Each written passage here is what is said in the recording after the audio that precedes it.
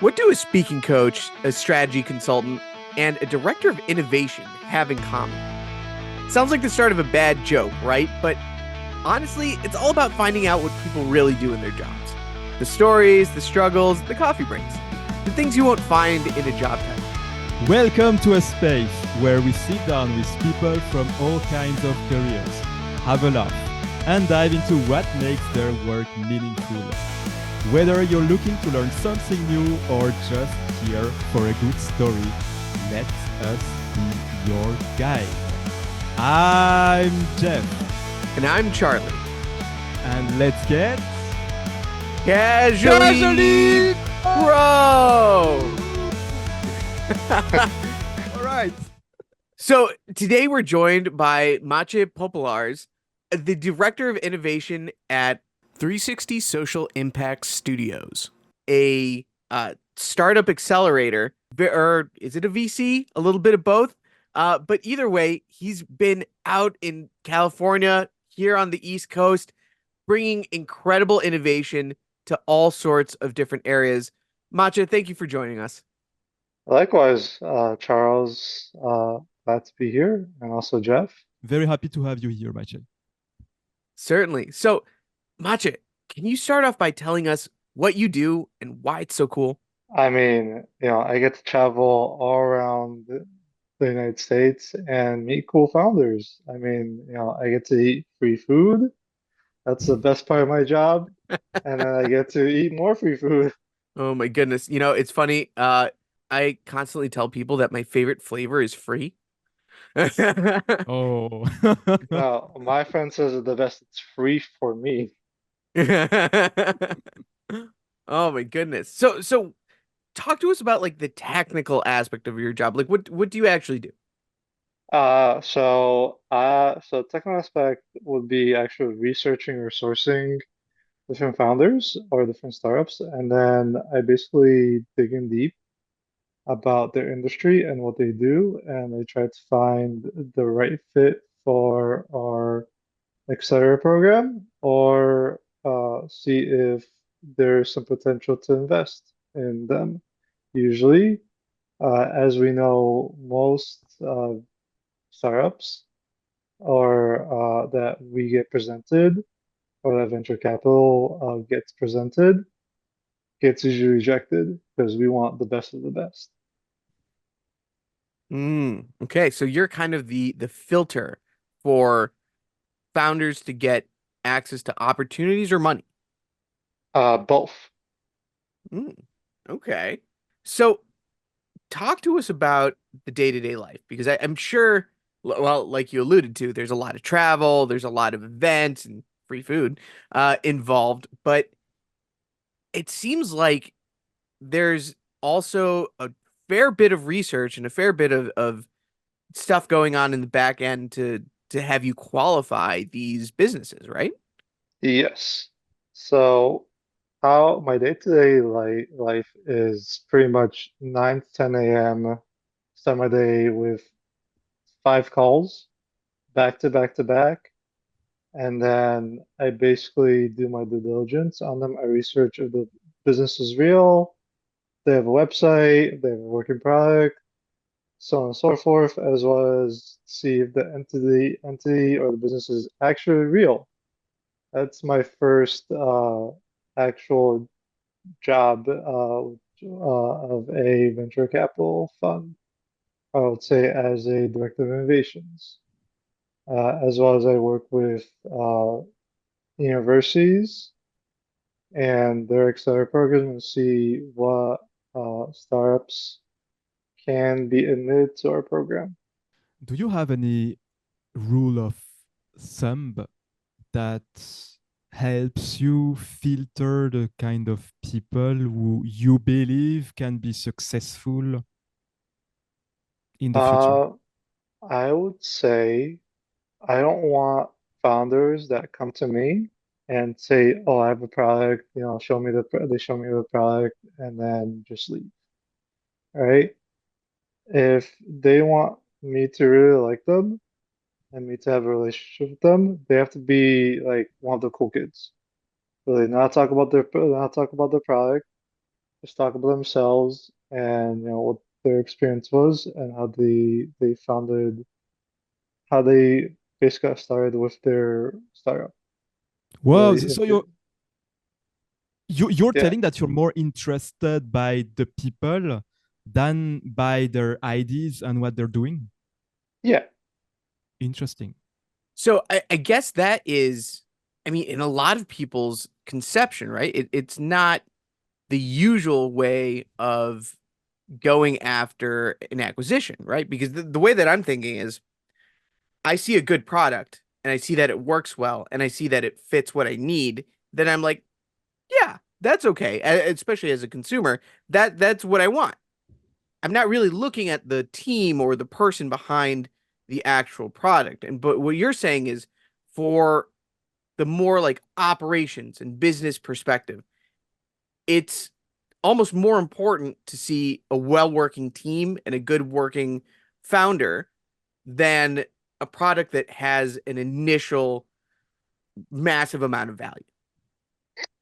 yeah. I mean, I look at team overall really because most of the seed, pre-seed stage, they're looking at the team usually, and then like what kind of product they have, and then traction could mean a lot of things. Traction could mean like a lot of users, or it might mean that they were making a lot of money, or it may mean something else entirely, really. So I mean, like I take into account that as a partially investor, or one of the people who actually filters out which companies actually uh, go into the hands of our investment team. Uh, they have to have the right kind of mindset for me to actually pull the trigger.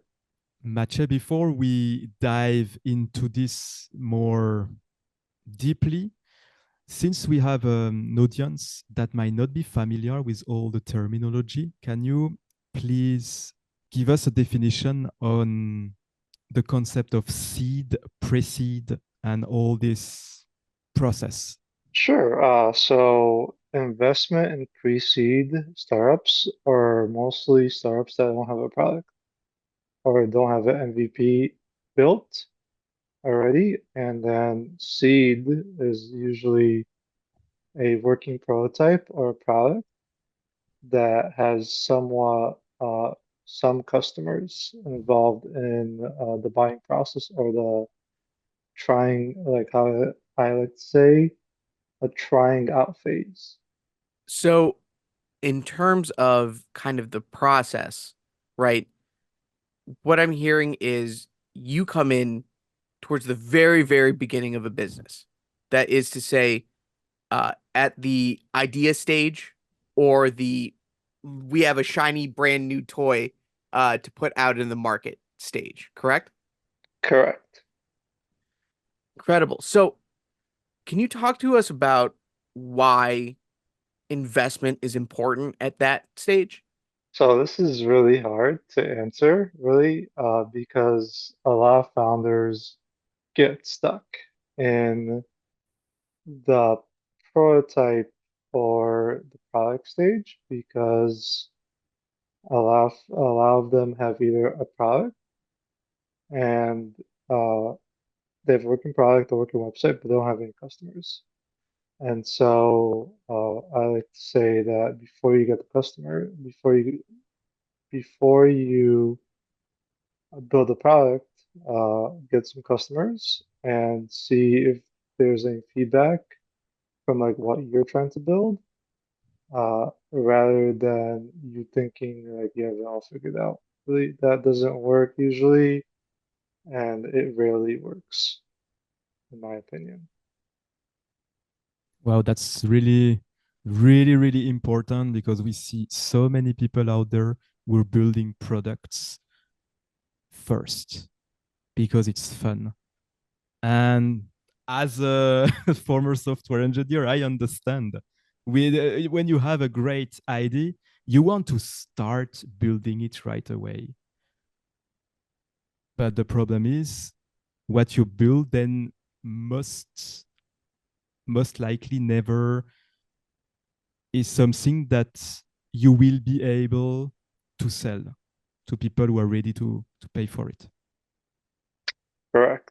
I think, most great founders have the skill of knowing some skills in sales, and then have an aspect of actually programming a simple website and a waiting list that allows the users of the products to sign up, and then seeing if there's a real need for this product and actually building it. I think that's one of the first cases that you have to see, and how people are attracted to the idea of you building that product. So, I guess in terms of understanding the mindset of a founder, right? We touched a little bit on, okay, get a good idea of if the product is needed first before you even build it. But in your experience, how useful is the product market fit, especially when you're looking at products that might not even be conceptually, I guess, just thought of, right? The innovation space is so weird because you can think of a better mousetrap, right? But you're not really considering an entirely new, different, shiny new product that might not be useful. And that is to say, I'm thinking a lot about what you're saying about sales and how that works. And most people can agree that they just want the better version of what they have, but a lot of people don't know that they need a product until they see it, right? So in that case, how do you kind of put the value on a founder that is creating a product that has never existed before? Or have you been in that situation? I mean, my time in San Francisco has taught me that every founder that is building something innovative has to be in tech hub of the world, and just has to sell their product so much that like people know of it. Really, just like uh, let's say the new product that had $2 trillion subtracted from the U.S. Um, stock a couple of days ago. DeepSeek. I knew about DeepSeek about 3 months ago, really, when it was in the trial stage. And I saw in the beginning, I saw it as a competitor because it was so darn good at answering questions. Uh, and I had many recommendations from software engineers to use it, really. But at the meantime, I've heard many of those engineers couldn't use it because it was a kind of like a trial basis. Like the model wasn't really as functional as it was until it went live. That's when the US caught onto it, and when OpenAI's closed model was nothing to compare from DeepSeek's model.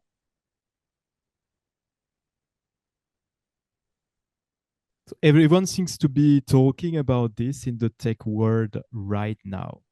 This new model that seems to be more effective than the others and that has been built for 5% of the price of those big companies.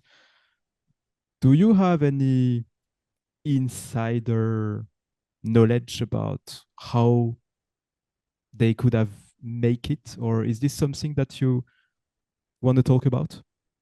I mean, I could get a little bit deeper in it. I mean, the founder of the company really was a was working in NASDAQ for a few years before actually starting this project.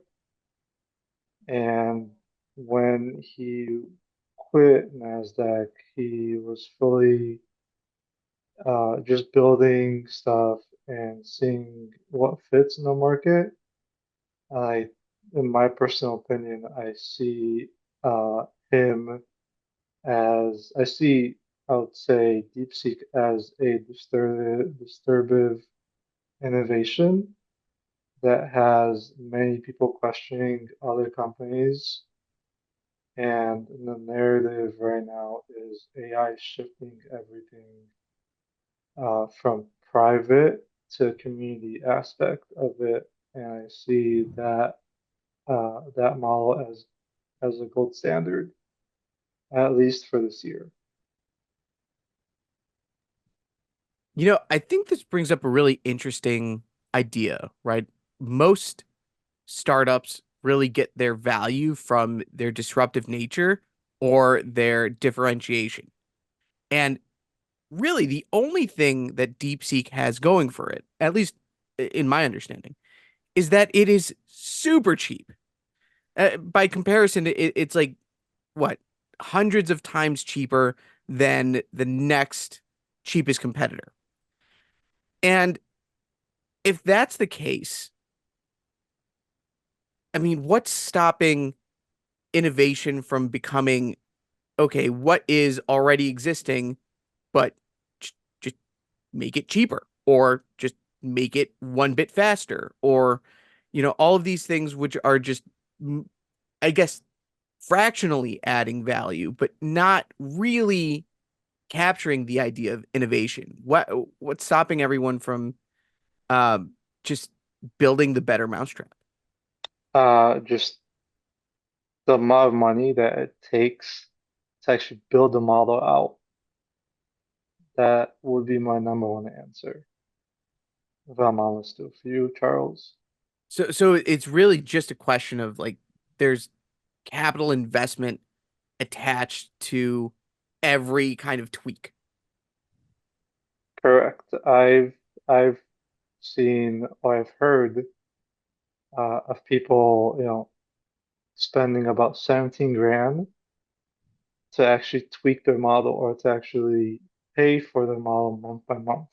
So it takes a lot of capital just to build it, but at the same time you have a lot of credits on AWS that might be able to make a working MVP or a prototype. That might get you in the door, but you have to have your own capital to sustain that, to get venture capital at the forefront of it as of right now.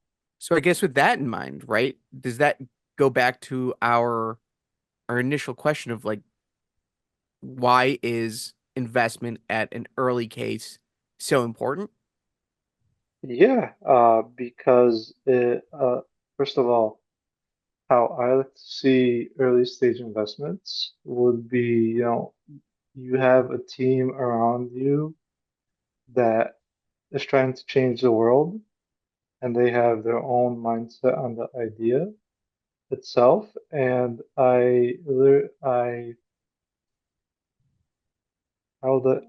like to say also that it's all about the team dynamics, really how well the team works, and if the idea itself in the long run is worth investing in, because short term investments don't work out usually. You need to get the actual long term picture of what a VC is actually investing in. Like you see a company like Bagel, which is a AI blockchain community aspect for software engineers to get paid while they code on other people's platforms. They are doing very, very well, and it all comes back to the community on, will this survive after, a couple of years?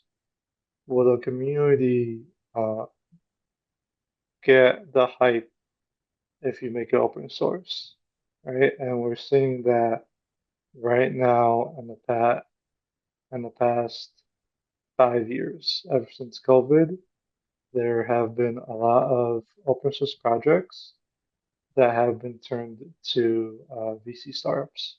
In a world that changes so fast and where technology and the state of technology in a few years is completely unpredictable, you talk to us about the importance of looking and thinking at the long term when making an investment. It seems very hard to do. So I wonder if, since it might not be possible to think long term for an individual startup and an individual company, because the competition, the state of the world, and everything can change very fast. Do you um, lower the risks by investing in many companies that are in different domains? We, like in my venture firm, we only invest in healthcare. That's like Healthcare. plain and simple. Other firms that I know of are very generic, or they have a thesis on either investing in founders that are for disability or founders that have graduated from top tier universities. Usually, those people have much more in with the top universities and could pick out which founders they want to invest in. It's really interesting because there are so many different schools of thought with how to invest and really how to understand the market that you're trying to capture by having a front runner in that industry. But ultimately, it's kind of a crapshoot, isn't it? That is to say, you're making a very, very long-term bet, which is eventually this organization, this business that I give X amount of money to is going to, uh, you know, bring me 10, 20, 30 fold my money back in, like a PE acquisition or an IPO. Um, Ultimately, when you're looking at the value of a VC, it's more calculated risk than it is measured success, right? Yes, but I would like to say that in the world of venture capital, the term sheets or whoever you get investments from could either kill your startup or they could raise your startup in a different way. Considering getting getting money from YC, uh, getting money from YC actually gets your startup value even higher usually. And then if you get money from an angel investment, uh, but it's not the right uh, it's not the right person, then your startup will eventually fail because one of two things will happen. One is that he doesn't have the power to actually showcase or talk about your startup enough so it gets other funds interested into the next round. And then other times it's you won't have a lot of sales or you don't really have the mentality to actually put that long-term plan into place if you want to have the right alignment with the sales strategy usually. Did I hear this correctly? You have seen cases where getting investment and investors into a startup actually killed it. Yes, I mean, I wouldn't really like to say this, but I've seen many things happen. I've heard many things happen, and particularly in San Francisco. where, the right investment, the right partner that invests in the startup could kill the startup completely. Wow. Just to analogize this, I almost imagine it like giving giving like a kid or a teenager a Ferrari, right? It has a lot of horsepower. It's very cool looking, but it's so easy to abuse. The kind of money that gets exchanged and moved around inside of the innovation space from investor to investee can sometimes be, you know, upwards of seven figures in terms of even at like a seed round. Correct me if I'm wrong, Matcha, but that is a lot of responsibility, especially because a lot of first-time founders are fairly young and fairly inexperienced when it comes to uh, running, much less owning a business. Yes, that is true, really. But I would say if you graduated from MIT, Stanford, Berkeley, or Yale, really, you have a high chance to actually get that funding because when you actually start a business during your university years, you're basically like a kid that everybody wants to invest in because you graduate from a high tier university, you have this prestige, and then people are running towards you to give you checks if you have a working product and if it has a lot of people that are using your product. I have heard and seen people from a venture capital fund running towards a founder that has just graduated a day after their initial graduation, and they're like having this talk with them and seeing if they could actually invest in their business. Wow. Talking about fresh graduates, I personally remember the story you told me about your first startup. Do you want to share this story with us? Yeah, sure. I would gladly share it. My founder's journey was when I was 15 years old. It wasn't really a tall tale, I would say. It was mostly, I was trying to solve a problem for my family, which was they couldn't get enough food on the table. And so, my solution was just, build something by them skills. And so one of my school's classes was a computer science class that was intended to basically teach us the basics of programming. And at the end of the course, there was a presentation of the project that you had lined up. So, long story short, between the time when it was the final presentation and when I built it, uh, a a professor, or should I say teacher, that was teaching an Italian class, uh, which I was allowed to basically not pay attention to him because I either knew this stuff or I could have done it in another class because I had so much free time. So, in the midst of it, one day I was so concentrated on actually programming that I didn't really do the homework in in that time frame.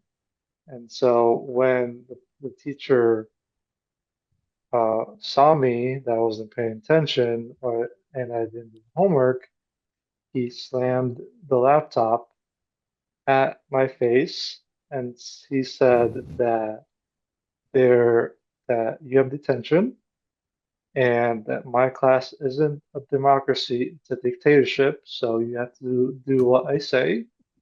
So three days went by. I had the detention, and these three people were in the class wearing suit and ties, and one of them was wearing a typical VC vest that said, you know, ABC Capital. And so I wasn't interested in them. I was interested in just doing the work and just getting back to my project.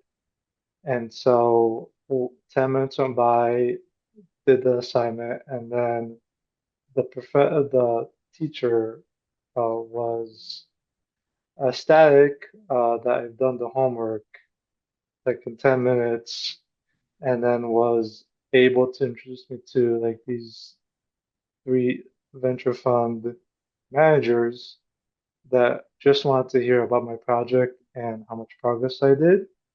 And so how I always say it and how I've been saying it was that they invested, one of them invested in me by just hearing my product and where I'm going with this for the long term in 3 hours.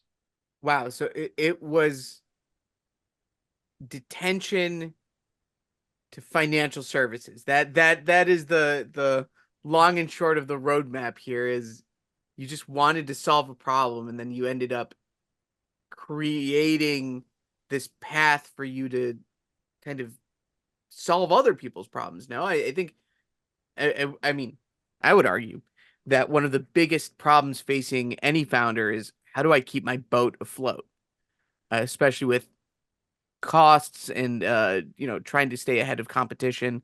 The number one way any founder could possibly say help me is by getting investment. Correct. I didn't even know that I needed investment. I didn't know at the age what was investment at that stage. I just wanted to solve my problem for my mom and dad. And if it could solve their problem, that's great.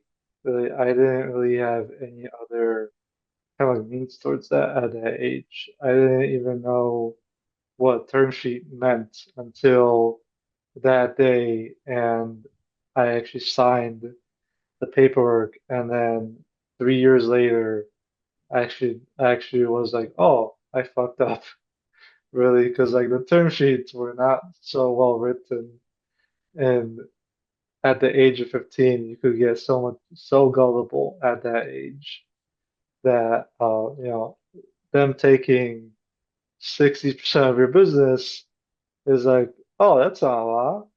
But as you get older, you're like, oh shit, I actually fucked up. That's a monstrous amount. Wow.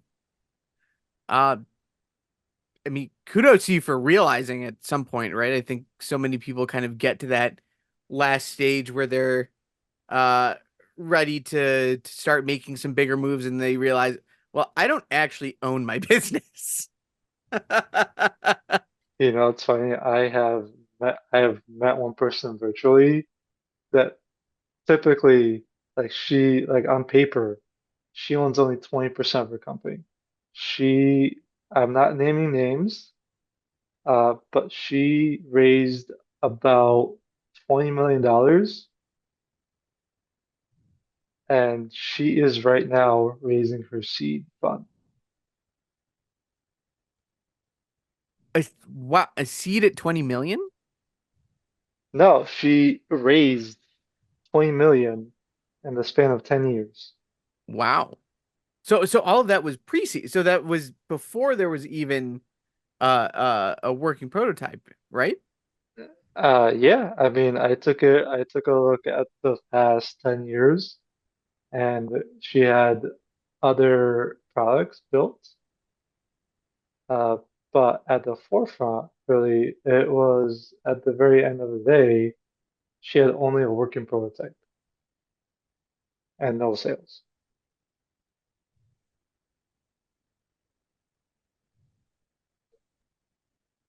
You know, isn't that kind of common for VCs though?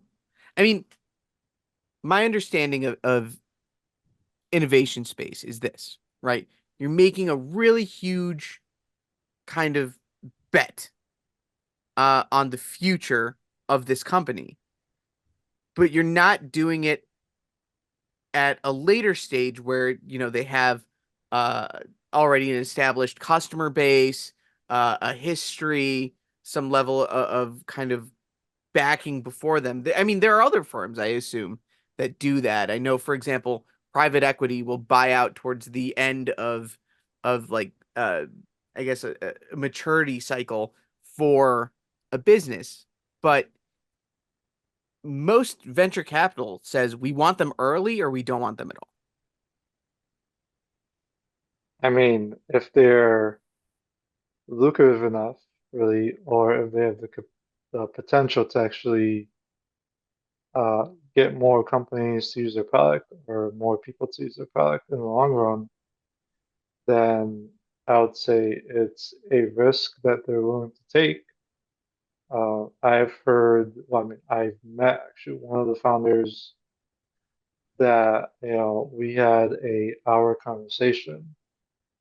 And at the end of it, I've only heard, oh, I have a meeting with Sequoia and A16Z, and she was asking me of my opinion of like, should I should I invite both of them to have dinner with them at the same time, or should I have a separate meeting with them? And I was like, okay, you realize that if they both have meetings with you at the same time, your valuation is going to go down, first off. And second, it's way better to have a meeting individually because then you might get more money infused in your startup. Interesting strategic tip. So it's better to do individual meetings with people I mean, to investor-wise, yes, because most of the time investment firms want the best deals. And if you have the capacity or the actual experience, or I would say a third one is customers, you're already halfway there. that's interesting. You have so much experience in this field and so much value to give to people who might not know about all of those things and might make many mistakes building a product without having customers or messing up when they sign a contract. Are you also helping all those people that you meet when you go across the US to many events, meet many people, so that they avoid those mistakes and have a higher chance of success? I mean, sometimes it just depends on if the startup is too early for me to actually advise or not, or particularly I'm looking for second-time founders that already get the spiel of like what they're doing, and they could have very quickly either not mess up or they just need a pipeline where they could meet other investors or a pipeline of potential sales. When you say second time founders, do you are those people who failed once and then do another company, or are those people who succeeded once and now Uh, are doing another company? it's a mixture, I would say. What I have learned in particularly in the West Coast, from a friend of mine, is that LinkedIn is a whole lot of you getting a lot of messages and then you being not able to reply to those messages. So when I meet a person, I usually talk to them for about 5 or 10 minutes and then give them my phone and say, look, If you really want to stay in touch with me, then it's now or never. Basically, put your phone number in, stay in touch, or this conversation will lead towards you sending me a LinkedIn request that I will accept, and then once 1 or 2 days later, you'll send me a message. Now that message might be replied depending on if it's interesting or not to me. Which means that if we message you and we don't get a reply, it might just mean that it wasn't written so well. So it's not necessarily the idea behind that's bad, could also be the approach, right? I mean, I wouldn't say that much. I would say, some founders come and like message me, like either they want advice, but they're not at the right stage yet, or like it's not my expertise, or they might not message me back in 3 days. Or I had one particular case where a founder that I didn't know that well personally was looking for a advice from a gaming perspective because he was trying to validate a product that he was thinking of building. And so I connected him with a well-established designer that used to work for Game Freak. And uh, 3 years later, I had a message from the actual connection that said, what was going on. He didn't really reply to me back. And I just stopped really messaging people uh, that way. And I only keep in touch via phone number. Well, I think on top of everything too, it must get really crowded in your inbox, right? I mean, just message fatigue in general. I know from being on LinkedIn is there's sometimes I just can't get to a message right away, and it takes me like a day or two to just clear out my inbox. And sometimes I just can't get to it. I mean, poor Geoff has been the victim of my late night, day after, 2 in the morning message like, "Hey, I just got this. Here's what you need," and it's already way too late. um, but I think that goes to say you are more likely to invest time in someone if they reach out more earnestly, right? Because I think it's really easy to send a message on LinkedIn, but if they really cared, right? I know I personally, if I really needed to get in touch with someone, and for some reason the LinkedIn message wasn't viewed or anything like that in the time that I needed to, I'm gonna pick up the phone and text them, send them an email, and call them all at once. And if one of those makes it and they're like, dude, I get it. What do you need? At the very least, I can say, well, hey, listen, I care enough to contact you all these ways. So at least I'm not just like only like what's it? A fly by night kind of person here. I actually care about communicating with you.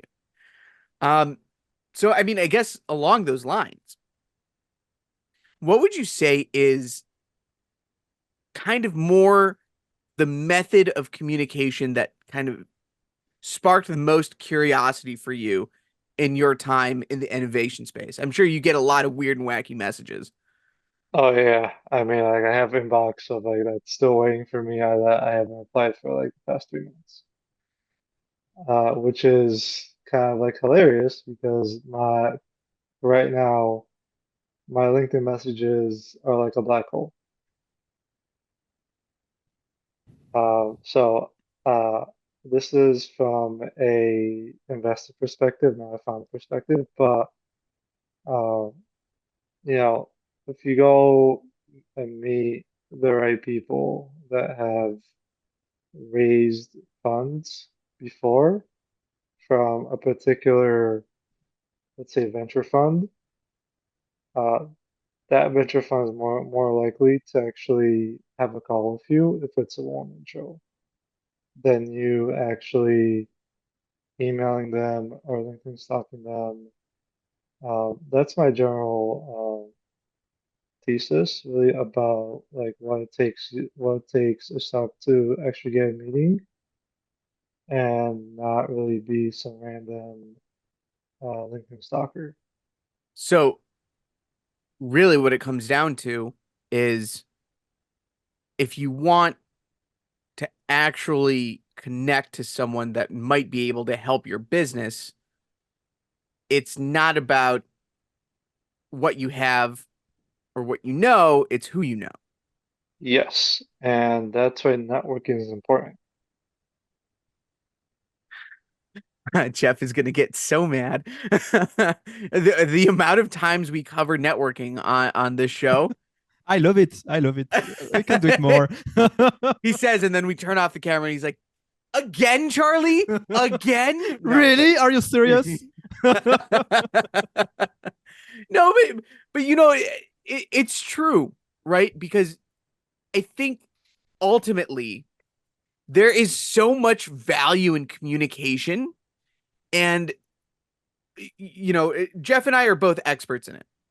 Me in networking, him in public speaking, but both carry the same principles, which is if you can get your point across effectively, there is a much higher chance of success for you to get what you want, whether it's a round of applause, uh, to get people educated, or to get an opportunity for investment. I think, Matcha, you can speak to this more effectively, but if I can spend 5 minutes with you talking, and it doesn't even have to be about my business, if I can just spend 5 minutes and you feel like, yeah, this is good conversation, this is someone that I would want to talk to in general again, you would be more likely to say, okay, well, what are you working on? Oh, a startup? I work for a VC. Why don't we see if we can do something together? Yeah, I mean, I would definitely say that is the strategy usually. Uh, that's, I've seen people going to like events like every day in San Francisco. They're like, okay, wake up, do like 5 hours of work, and then like from 2 p.m. till like midnight or 2 a.m. they go out and network. They go have lunch or dinner or like late dinners with someone else. Like they try to connect to everyone, basically having a relationship with with those people or that one person that person X meant at a event, or they have a deeper relationship if they meet or they meet in the same networking event or events 3 times. They're more likely to work together or they're more likely to introduce someone. So you've seen that meeting the same people multiple time increases a lot the chances to have a relation with them. Correct. I mean, I've been invited, actually funny story. Uh, my first week when I landed in San Francisco, it was the week of Startup World Cup, which is a global um, competition that it's basically hosted by Pegasus Ventures. One star from each country competes for the grand prize of $1 million from Pegasus Ventures to actually invest in your company. And the first day that I landed in San Francisco, uh, I went to my hotel, left my bags right over there, and then went back, went to a competition. I came back at 2 a.m. in the morning. Now, why did I come back at 2 a.m. in the morning? Because some of the founders that were pitching their startups invited me to a late night dinner that lasted till 1 a.m. That relationship has grown ever since. I've talked to about three of those founders nonstop. When they ever ask me for something, I'm like, oh yeah, I know one person, let me connect you with him. or if I ask them something, they're much more willing to actually have a talk with me. And I hesitate to say that networking is everything because the reality is when you put all of your fish in one basket, right? It's never a recipe for success, at least in my experience. Because and it's really funny because all three of us have a very particular and very interesting gentleman who heads a community that we're all a part of in mind. And he constantly says that there are people who are busy and constantly busy, but his busy and their busy are two very different things, right? I think the real lesson here is you should be prioritizing getting the important things done. And networking should be an important thing, but it shouldn't be the only thing, right? If you're really, really good at selling an idea and you're out there and you're talking from 8 to 2 or 8 a.m. to 2 in the morning, but you don't actually have a product, then it doesn't matter how good you are at selling something if it doesn't exist, right? I'm, I mean, I've heard one story in particular. I think that a person in Ghana was trying to sell part of uh, part of a beach to a airport. Uh, they actually sold it, and they got the money. And then 3 months later, the airline realized that, oh, this is part of Ghana. This is not an airline. This is a beach. Yeah, I So I mean, mean, didn't some guy try to sell the Brooklyn Bridge? Isn't that like a classic thing? yeah, I mean, but like he didn't get money for it. Oh, there's a guy who sold the Eiffel Tower. But did he Oh, get he money? sold it multiple times, didn't he? I don't know. I would not be surprised. I mean, people are so gullible these days. But I think that is kind of why it's an important or your job is an important part of the ecosystem, right? You're actually out there saying like, okay, are you for real? Right? Yeah, At, pretty much. at some point you have to qualify a really good face and a really good talk with a equally capable walk. Even if they're not all the way to where they want to go, at the very least you need to know that they can make it there with what they got. I Uh, mean, yes, in a sense that, you know, as I've taken myself to the West Coast, I have a different perspective of venture capital as a whole, really. And I would say funds invest in the startup, not because they're the best.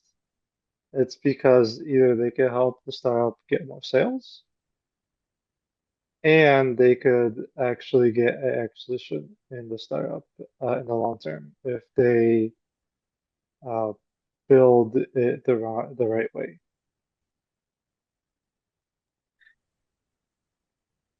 but I think the ultimate and this is really weird, and I think we need to make this distinction. The majority of startups that we're referencing right now are tech, right? Yes. They're all surrounding building inside of very fast and very scalable or easily scalable products. But there's a whole wide world of investment out there that don't involve those. Yeah, there's real estate investments, there's land investments, you name it, there's like person who actually invests in only hot dog stands. I wouldn't be There's surprised. That sounds delicious.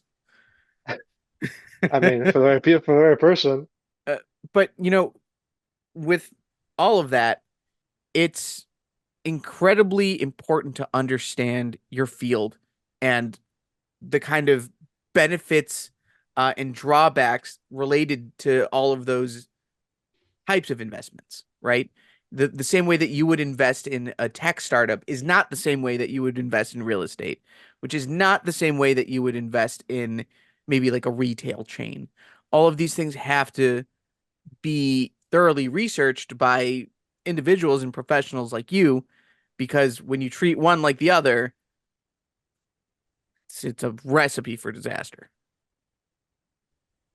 I would say yes. I also would say that as working in venture capital, you have to know the founder's business as an equal, usually, or better than they do at some point, because then you understand their business model and their business and how you can help them out.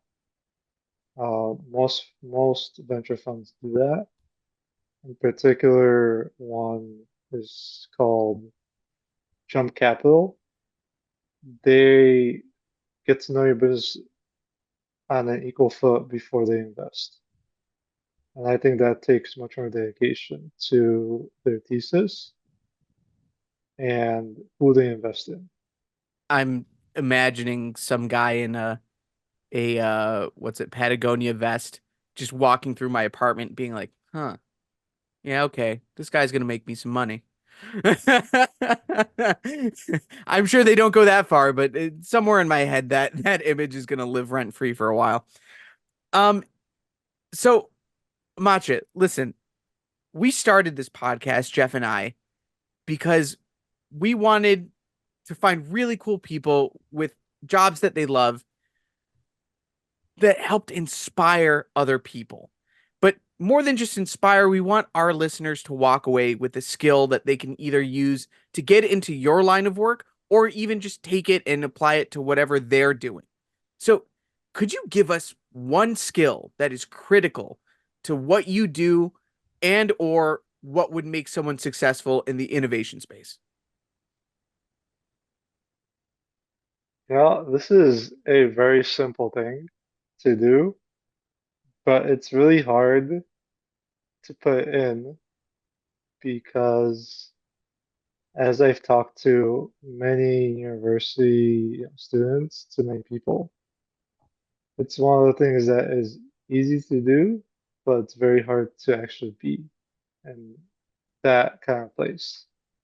And that is just to go out to events and debate on your perspective and their perspective, and then have an enlightenment of what have I debated on and what I have learned, really, because we don't know all the things in life. We just know what we've learned, really. And so having deeper conversations with people helps other people learn and understand their perspective in life. Wow, Maciej, thank you so much. And now I'd like to ask you the special question that we ask all of our guests. It's a special moment. I will give you the magic microphone that Okay. enable you to speak for 2 minutes to everyone on earth of today, but also everyone of the future generations. What's your message? My message to the world, and right now and 10 years down the line, is innovation will keep growing faster and faster, and we're gonna have this time frame even right now that people are trying to keep up with the technology nowadays. And I would like to say to the people that focus on being a specialist or a generalist. What I mean about that is have a mindset of I could do everything and anything if I know the basic skills. And then just do networking, go to events. Doesn't matter if you don't really want to be there even. It just matters that, you get to know that one person very, very well. person might have an opportunity for you that you might be able to get a job or might be able to find a startup in the future. Yes, thank you. I don't know if that was 2 minutes. We are not that crazy with time. I was about to say close enough. We'll donate the rest of your time if that's the case. Well, Maciej, thank you so much for joining us. This has been awesome learning about the innovation space, your work, and really what it takes to be successful in a startup. Um, Ladies and gentlemen, if you're still listening, thank you so much for joining us. Please make sure to like, subscribe, follow, send this to a friend, and maybe send it to a founder or two that are really cool. They might get a good kick out of this. And we'll see you next time on Casually Pro. And by the way, we are looking for investment, not just kidding. Give us Thank money, you please. so much. Thank you so much for all the secrets that you shared with us, Maciej. It was amazing. Thank you. It was my pleasure. All right, Bye-bye. bye everyone. Bye.